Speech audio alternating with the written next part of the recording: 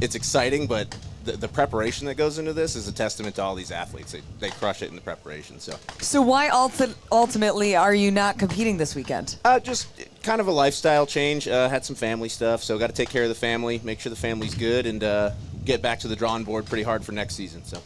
And what are you training to get ready for 2026? We've already have our schedule released and more regional events than we've ever seen. Well, I'm going to try to set my sights for something like the April to May timeframe to hit that first competition, and then see how the carpet unrolls from there.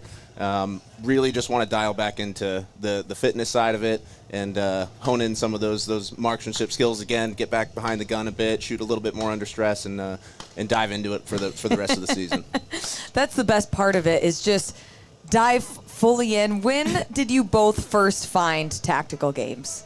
So this is where it gets fun, right? So yeah, tell us the story. Last year, it's been kind of a pipe dream, really. Yeah. Austin Green, who's in men's elite with Mike Palmer, our two guys that are representing SIG. Austin Green had this amazing idea a couple of years back that the tactical games is going to be like this big up-and-coming thing, and he was 100% spot on. I think everybody kind of realized that.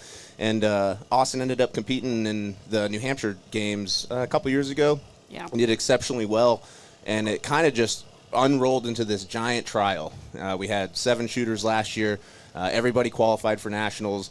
We trained together. We traveled together. And it just kind of took off from there. And it's just, we built a small family out of a bunch of folks that work in different parts of SIG.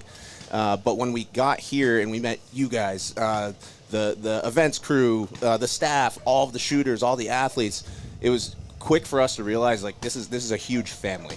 It's so different than any other like competition shooting series, in my opinion. Everybody here, it's an individual competition, but everybody wants you to succeed. It is so cool to see. Everybody's on the sidelines pushing you, trying to get you to that next level. It's really cool to see. Yeah. So it kind of just turned into a trial to now we're in it. SIG's all in. You're now. drinking the Kool-Aid, Oh, yeah. and you can never go back once you start. No, definitely it's not. an addiction, but honestly the best type of addiction. Dana, agree. what's your story of how you got here? Same exact thing. So I joined the team at Sig Sauer about 2 years ago, and I think it was my 4th month in. They were like, hey, we're putting this team together. Are you interested? And I said, yes, definitely.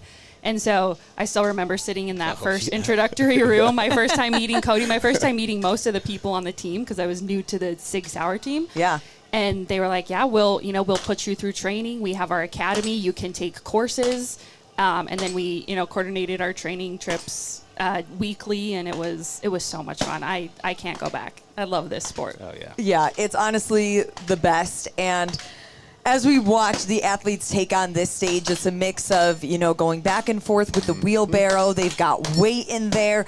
They have to do rope climbs. And the cool thing about the rope climb is you don't actually have to do it. You have to do something. But if you don't have the skill, you can do the hand release burpees over the side of the rig. Yeah. What would be both of your choices?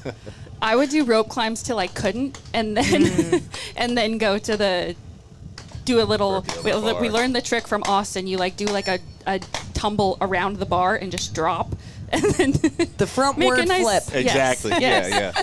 Yep. Any gymnastics backgrounds where it came into play for that? No. Turns out not Austin for might me. have a gymnast background in his previous life or something, because he schooled us up on it. He's got it down. Yeah. Okay, maybe he has a different Instagram account that we can search and find all of these local gymnasts. It could be. Yeah. Turned tactical games athlete.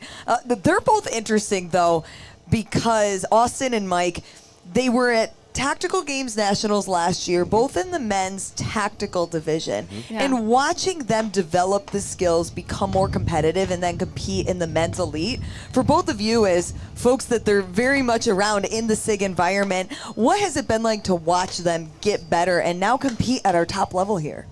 It's been pretty incredible just to watch. They were competing in the tactical division last year, and they didn't place in the top 3. But to see all of the hard work and, the training that they go through every single day, like every moment they are out on the range, or they're, in the gym. They've worked with SIG to acquire more equipment so they can train all the time, and that is all they do. And it's shown here. Full-time athletes. Yeah. And How old are they? 30. Yeah, 30, I think 30, 30. 30 and below. 30, yeah. 30 and under. But I think it's interesting because I don't know how it was for you guys, but growing up in sports, it was very much told or taught that, you know, you're going to be in your prime in college, in your early 20s, and once you get a real job in a real life, you're never going to, like, learn skills that you're going to be better at. And it's interesting because I feel like I'm my fittest now. I'm the best type of athlete now, you know, into almost my mid-30s, and I'm curious if either of you experienced something similar. Oh, sure. Yeah. Yeah. I think as you progress through it, right, you experience different levels of fitness depending on what background you have, right, or what type of athlete you were. But I think what's special about this discipline of shooting sport is you have to be pretty dang good at, like, everything, right? You can't just have all the muscles because you're going to gas out. You can't have all the gas because you might not be able to get those big bags up or something like that. So it forces you to train for every aspect. And I think it honestly keeps you kind of young, right? The competitive spirit stays there. And you're constantly working to maintain your high level of physical readiness. And it's amazing to see. It's pretty cool to see.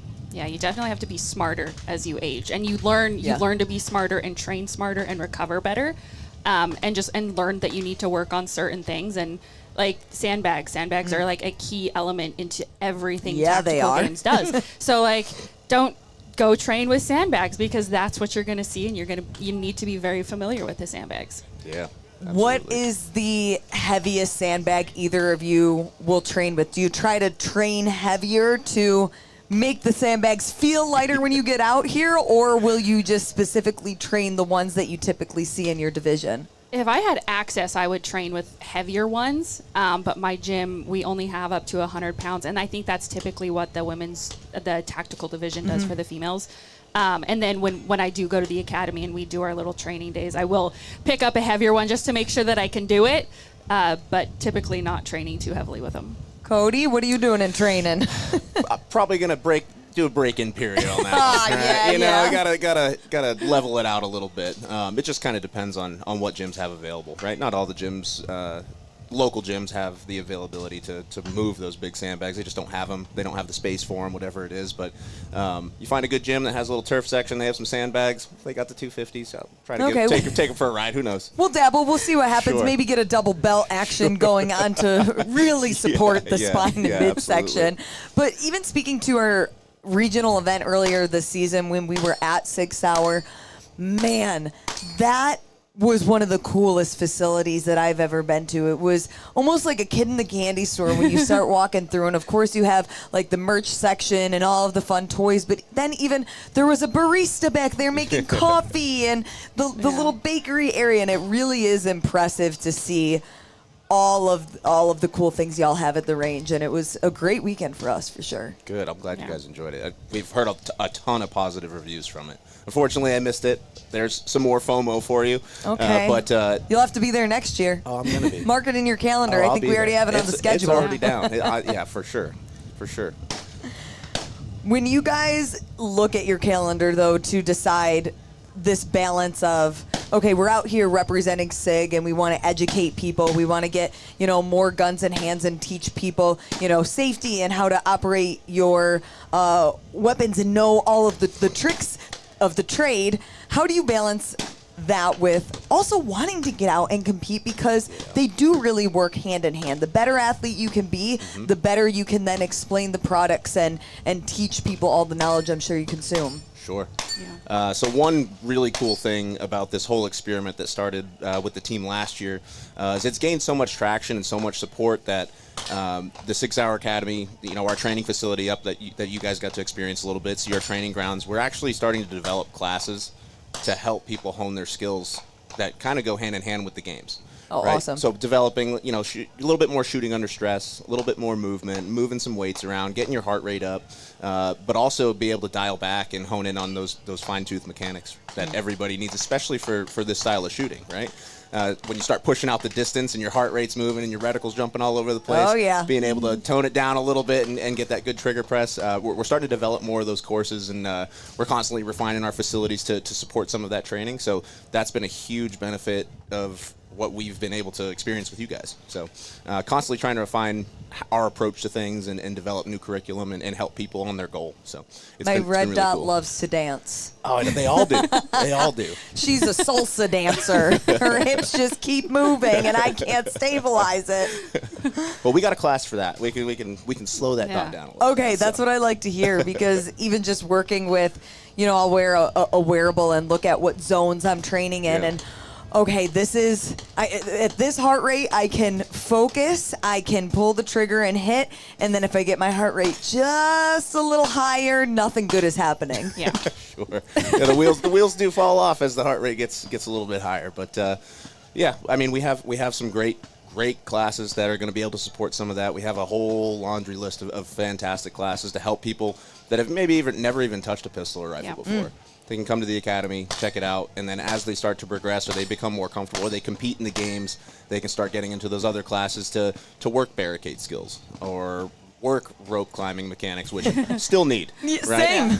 But You can never get enough of that. Oh, No. never. So it's a constant refinement. It's been really cool to see, and I think the future for the games, the future for SIG involvement, I think it's going to be phenomenal. So.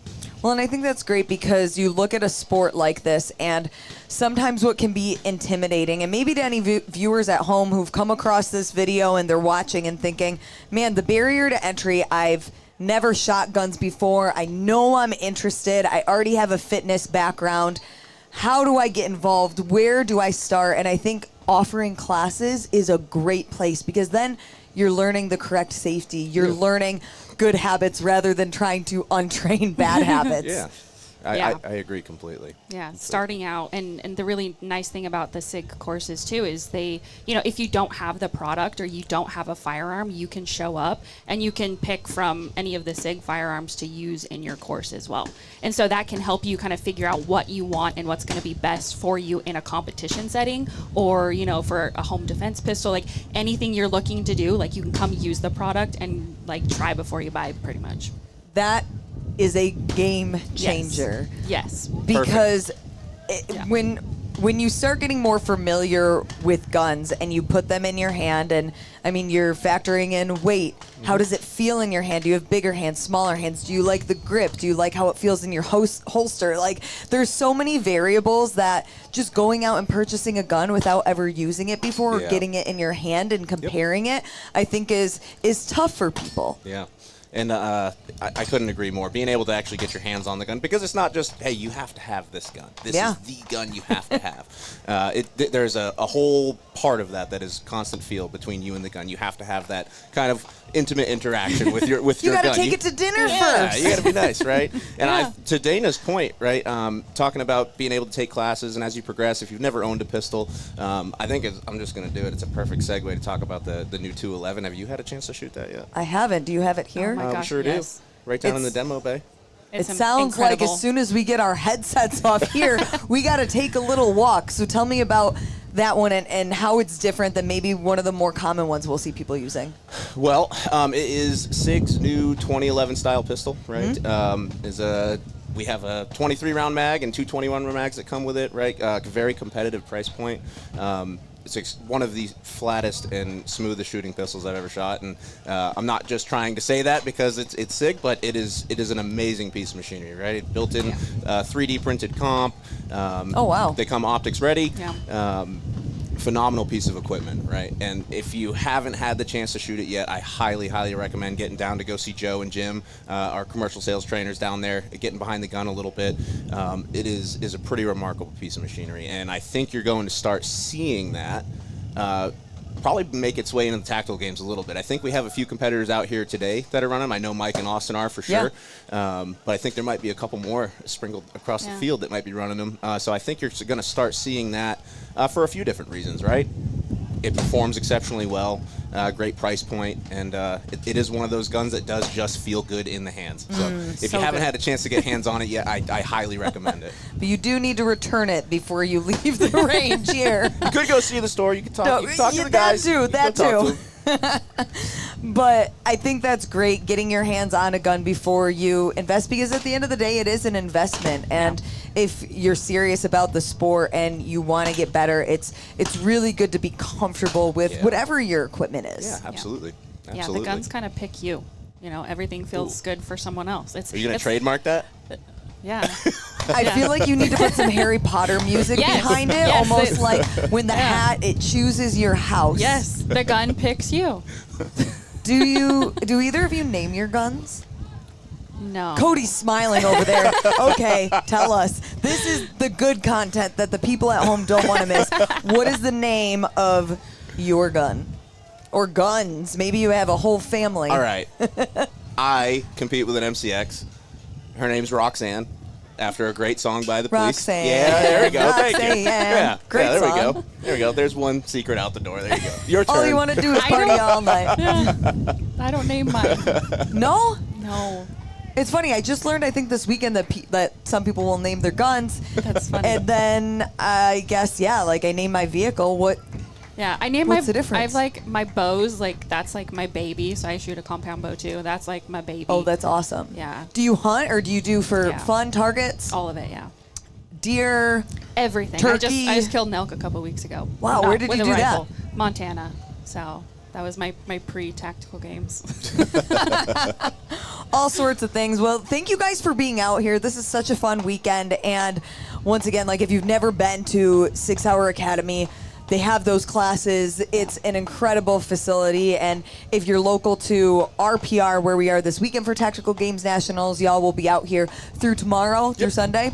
Absolutely. Yeah, and we're selling. You can purchase guns here too, and I think is there special pricing? There could be some event There pricing. might be some There might be an perks event to pricing. coming to check it out in person. You And never know. Yeah, Stay yeah. tuned. Go shoot it first. Go shoot it Okay, first. what bay is that in if people are listening and Right coming next to tomorrow? Bay 4. Right next to Bay 4 on the long end. So as you come in, just keep walking. You can't miss it. Absolutely. Yes. There's Are two you big guys signs. going to be demoing? I mean, we can. Maybe. We can schedule that. We can pencil it in. Okay, Yeah. that could be cool. Well, Cody, Dana, thank you guys so much as always. Always great to catch up with the SIG team. Good luck Thank to you. Austin and Michael out there. Yep. Great watching them in the men's elite division. Like, They're Yes. really Kudos to them. laying it all out there. It's awesome to see. yeah, we love it. Well, thanks guys for tuning in. We're going to take a quick break and then we will be back on the broadcast in just a bit.